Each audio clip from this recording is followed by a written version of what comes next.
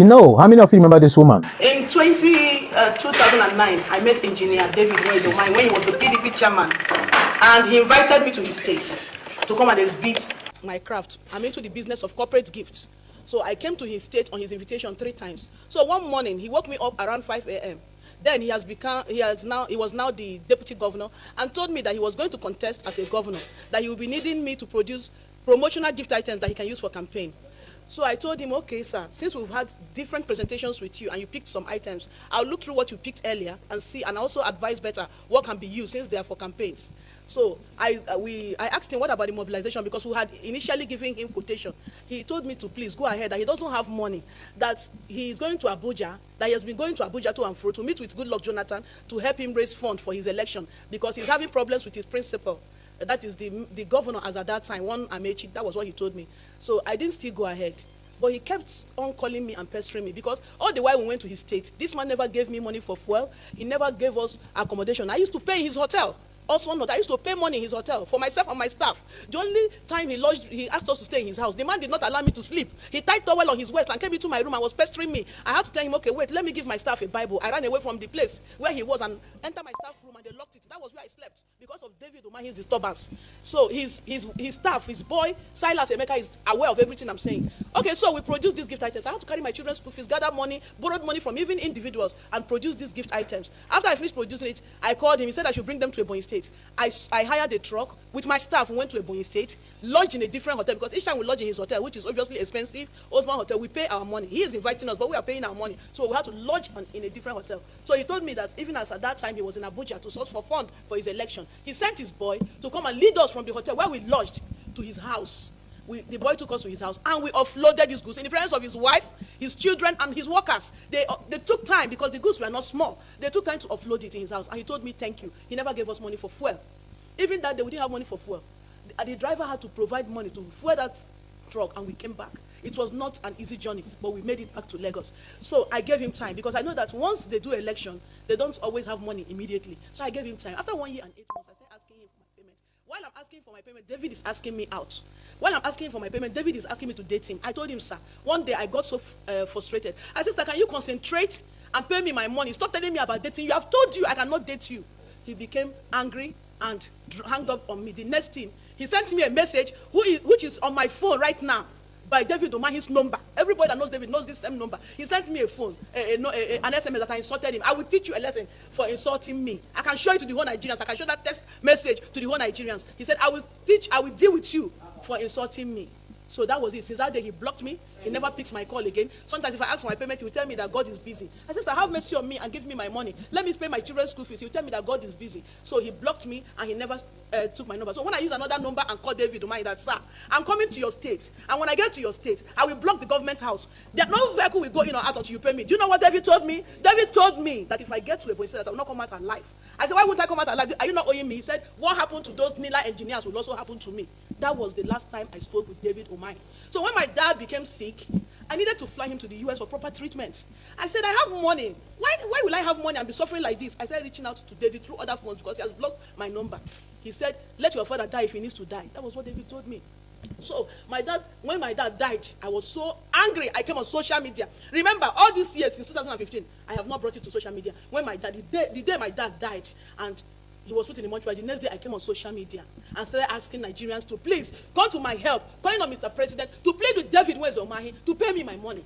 I am asking for my payment. My money is my right. I took risk with my staff to take this job to Ebonyi State. Shockingly, David Umahi sent policemen to my house. I just dropped my children off at school. Getting back, I've not even had my bed. They arrested me and brought me straight to Abuja here. And do you know the shocking thing? The most shocking thing I've ever witnessed in my life is David Umahi. Right in my face, when he was brought for an interactive session with me by his boy in the police station, in the police force that he's using, Fakorode, David looked me in the eyes and said he has never met me. He said it yesterday. I have never met this woman before. I'm only meeting her for the first time. I almost died. David Umahi said he has never met me. I brought my pictures with David Umahi. I brought evidence showing me and David Umahi in his office as a deputy governor. Fakorode said, how are we sure this is real? God, I weep for Nigeria. I weep for Nigeria. I'm not weeping because of my money. I weep because the common man, the ordinary citizen, have no hope in this country. The country belongs to only the Nigerian politicians. And their children. That's not all. And this. You know I am not lying. Your wife knows I am not lying. Your children knows I am not lying. Your workers know I am not lying. Engineer David Umahi, because anything they can yogi.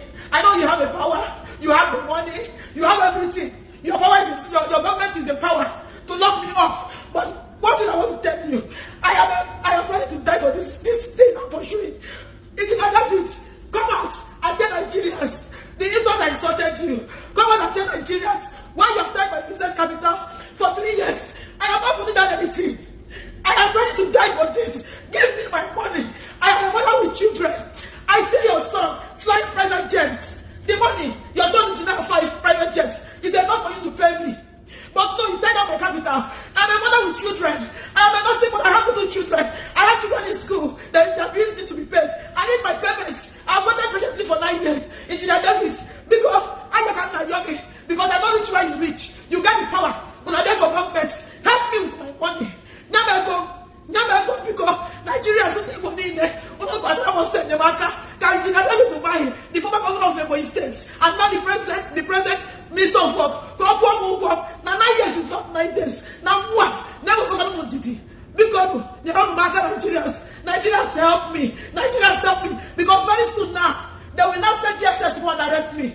Very soon now, their government is in power. They will come after me. But as it is right now, I am ready to die for this. Because I've voted for 9 years. This man is owing me. I'm sure you've watched all of them. Now, do you know that Mrs. Tracy Ohiri has retraced her steps? Watch this. Good day, Nigerians. After proper consultation with my family, friends and legal team, and a painstaking review of events of the past weeks, I have come to the conclusion that it's important we give peace a chance. I admit that Engineer Deacon David Umahi, the former governor of the Ebonyi State and the current Minister of Works, did not inform me that what happened to the Neyland engineers would happen to me if I visit Ebonyi State. I do not know the Neyland engineers except what I read about them on the internet and what I heard from people. I apologize to Engineer Deacon David Umahi for the embarrassment this allegation may have caused him and his family. I sincerely apologize to his family, to my own family, friends, and everyone who felt hurt and embarrassed with what happened. I never said Engineer Deacon David Umahi tied towel to meet me in a hotel room. I apologize if the allegations have been magnified and taken out of context. My family and I have decided to move on and face our lives and business. And we want everyone to respect this decision. On the issue of the contract, I admit there was no formally signed agreement between Deacon David Umahi and I. Although the job was done and delivered to his aides, they might have used the material for campaign purposes without informing him and without him knowing about it. I apologize sincerely for any misgivings that this might have caused. Thank you so much, and God bless each and every one of us. Thank you. All of a sudden, she has denied everything she has said. She has done a public disclaimer of everything she has come online to do. And so suddenly, she has forgotten how much of crowd and how many persons stake their neck, how many persons stake their head for her sake. The likes of Showore, Mama P, and other public persons who came out to fight for her. Even Very Dark Man at one point got to the hospital to speak for her. Senator Ireti Kingibe also went to the hospital to also give her some solace. Now in all this is how she wants to pull back. People will come out, come stand for you. People will come outside, come fight for you. They don't stand now for your phone and they defend you. All of a sudden, because they tap you from back, you don't come out. Madam, how much they pay you? I've been only noticed when you read that thing from script. Now this is the reason why people like Ordinary Medisa of the family and even Very Dark Man is skeptical sometimes when handling certain issues. Ordinary Ahmed will always ask you, and that was drawn from a lesson he learned in a situation like this. See, go and do a court affidavit. So that if anything happen, if they want to sue you, that court affidavit where you swear say what you want come talk na true, then they go to sue you. The other time Very Dark Man fought for an Uber driver who got embarrassed and was harassed by a senator in our House of Representatives, that firm and mass court and mass law. After Very Dark Man don't come outside speak for this person, people begin share videos. People begin to speak up for this particular person. All of a sudden, from nowhere, the guy go back, go collect tap, then tap her from back and come out, leave everybody for the fight. This is the reason why people will not take you seriously if you are coming out to seek for justice. This is the reason why people are always skeptical about what you are saying.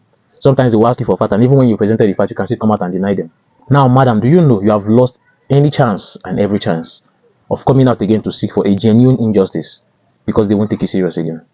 On your own, you've just betrayed yourself.